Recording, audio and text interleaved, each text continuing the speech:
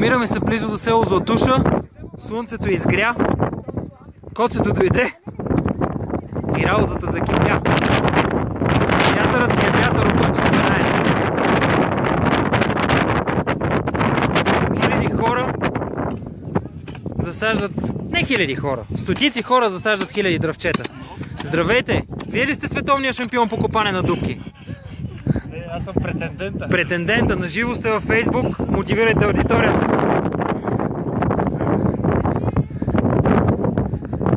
Как се чувствате? Какво ще кажете утре на хората, които искат да дойдат? Хубаво е, нали? Благодарим ви. Как се чувствате вие? Благодаря ви.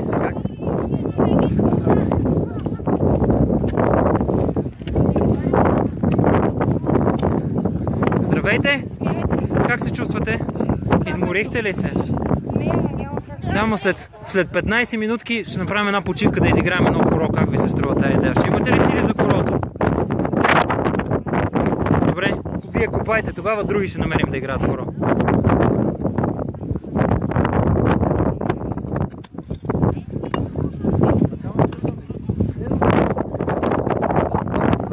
Кого викате?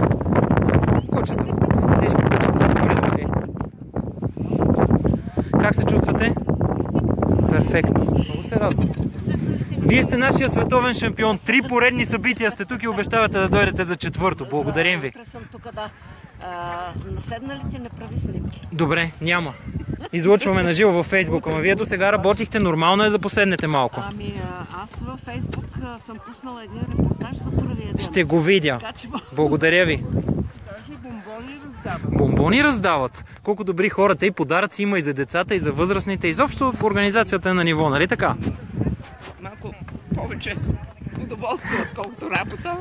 Ма нищо. В крайна сметка живота трябва да се измерва с удоволствието, което изпитваме. Добре. Няма ме събраеш, моля ти се. Добре. Да не ти досаждам. Добре. Господин Стайков, здравейте, добре дошъл на живо сте във Фейсбук. Какво желаете да споделите? Как се чувствате? Добре. Добре. Мотивиран. Добре. Покажете на какво сте способен. 100, 200, 300, 400 дръвчета с една ръка и с другата още толкова. Как върви работата? Добре. Здравей, приятелю! Не ми бягай! Искаш ли подарък? Не! Много хубав подарък съм ти нагласил, защо не го искаш? Ти какво правиш? Засаждаш ли дръвчета? Засади ли някое дръвче? Добре, няма да те съд. Добре. Добре, сега ще засадиш. Мама и тати доволни ли са? Благодаря.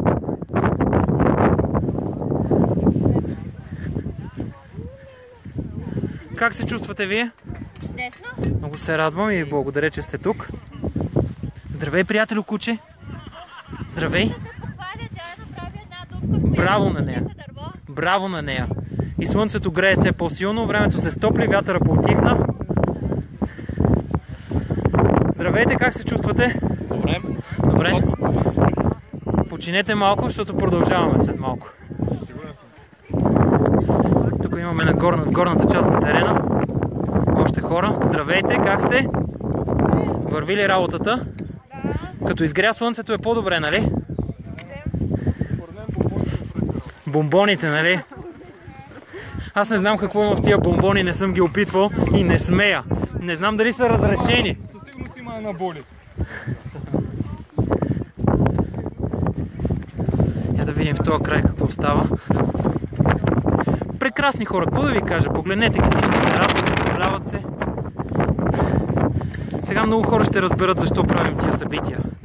Защото просто се изтрува и защото е хубаво. Тук виждаме цяла организирана група. Здравейте, професионалисти! Нека покажем отблизо логото. На живо ви излъчваме в Facebook. Как се чувствате? искате ли да се самоизлъчим? И ние сме си самодостатъчни да се самоизгледаме също така. Хапва и така е. Човек се уморява и трябва и да хапва. Как се чувствате? Слънцето? Много е добре. Много е добре с това слънце.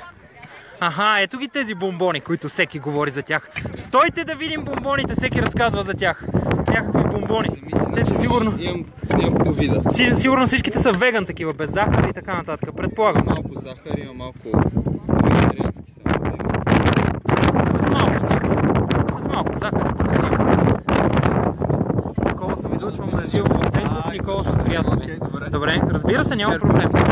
Добре, хайде вземайте си. Само един ми е достатъчен, благодаря ви много.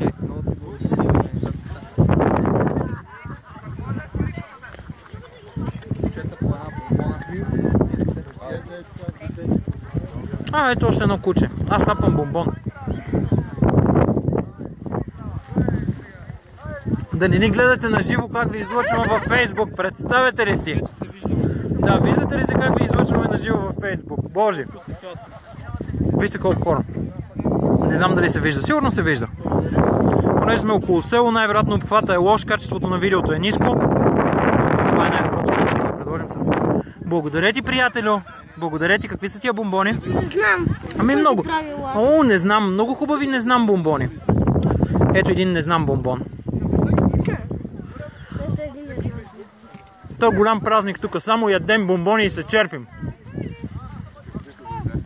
Само ядем. Аз вече ядох от 2 вида бомбони. Не мога повече, не мога. Добре, Ани, вземам си. Благодаря ти, Ани. Те са веган без захар, нали? Ето, точно такива търся.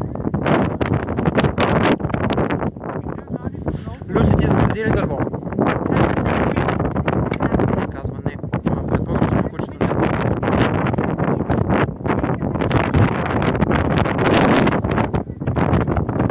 Люси, засади ли дърво? Чакам да дойдат фиданките. Идвате и сега. Търпение. Изкопах. Браво. Ти изкопа дупка, котото го засади, нали? Няколко дупки правих. Да. И сега чакаме дърветата преди да почнем да копаем новите. Добре. Някои дупки се копаят. Така. А някои се копаят още по-трудно. Доста камъни. А така. Айде сега да се седиш. Наживо във Facebook. Ами не. Просто така. Просто и хората да видят как става. Сега. С хаотично въртене. Така. Слагаш го в дупката. Да се скрие корена. Малко по-нагоре. Да. Това е много голяма фиданка. Ще ти трябва по-дълбока дупка, да знаеш. Тази няма да ти стигне. Тази ще е плитка. Трябва да търсим друга дупка. Тази е по-дълбока като че ли. Да, става. Мислим ли, че ще стане? Мислим, че ще стане. Малко изкопайте още. Айде. Фурия, дами и господа. Не се удържа. Докато Люси Дяковска копае, аз ще си ям бомбони. Колко хубав е живота. Само ще ударихме леко на камън. Може, разбира се. Не знам обаче толкова вкусно, че се правим листите. Има камън леко, виж тази фиданка. Може да намерите по-малка фиданка. Асистирам. И винаги имат интерес, имат интерес, разбира се, много повече да залезяват. Така е.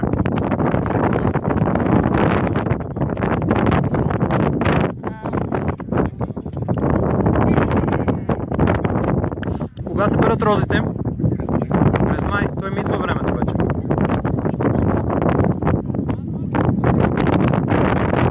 Аз предлагам една по-малка фиданка да си намериш, защото тук е много лош терен и няма да намерим такава дълбочина.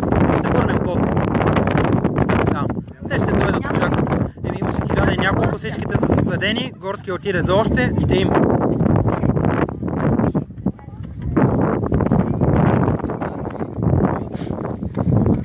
Как се чувстваш, приятелю?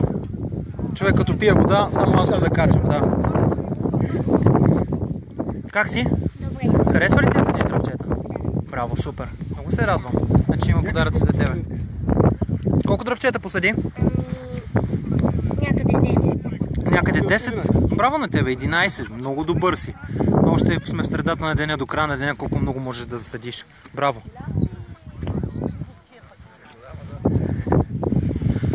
очакване на поредната доза фиданки. Ние сме пристрастени. Хората седнаха да си починат малко. Мисля, че е чудесен момент да изиграем едно хубаво. Сега отивам за музиката и ще ги организирам. Тук ударихте на камък, Мая. Тежък е терена. Както казва една приятелка, всичко лесно вече е залесено. За нас остават само трудните.